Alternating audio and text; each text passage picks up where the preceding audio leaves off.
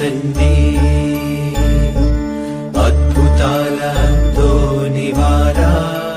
I'm are Balakishore, చాప్రేవులలో ఉన్న అద్భుత అంతోని వారి పుణ్యక్షేత్రానికి డైరెక్టర్గా పనిచేస్తూ ఉన్నాను.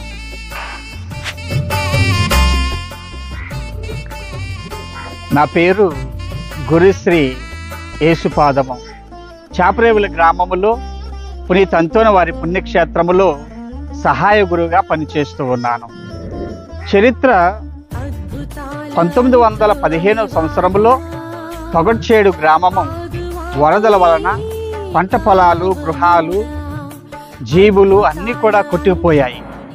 కానీ పునీత అంతోని వారి యొక్క స్వరూపము అద్భుత రీతిగా దేవుని అభయహస్తముగా ఆ నీటిపైన నిలిచిపోయినది. ఆనాటి నుండి చాపరేవుల చుట్టుపక్కల ప్రాంతాలలో పునీత అంతోని వారి ప్రార్థనా సహాయమున ఎంతోమంది జీవితాలలో క్రీస్తు ప్రభుని వెలుగులో నడిపింపబడుతూ ఉన్నారు. ఎంతోమంది మారు మనసు పొందుతూ ఉన్నారు. సంఘము దినదినాభివృద్ధి చెంది ఆ యొక్క చుట్టుపక్కల అనేక మంది భక్తులు పెరుగునప్పుడు చాపరేవుల్లో ఉన్నటువంటి చిన్న దేవాలయం నుండి ఊరు బయట ఉన్నటువంటి పుణ్యక్షేత్రమును నిర్మించుకుని ఆ పుణ్యక్షేత్రములో ప్రతి మంగళవారము దివ్య సప్తసాద ఆరాధన, దివ్య పూజాబలి,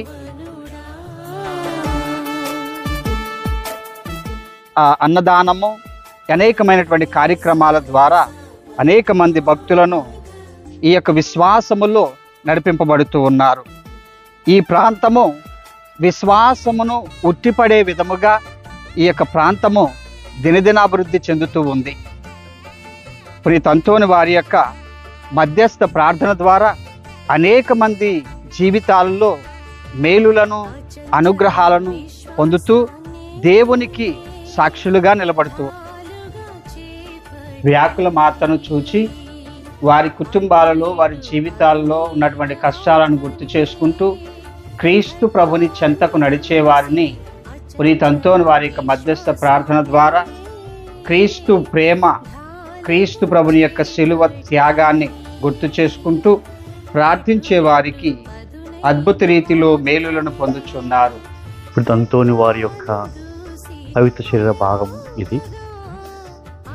ఇది అందరికి అందుబాటులో ఉంటుంది. ప్రార్థన చేసుకుని మెరుగు పొందవలసిందిగా కోరుతూ ఉన్నాను.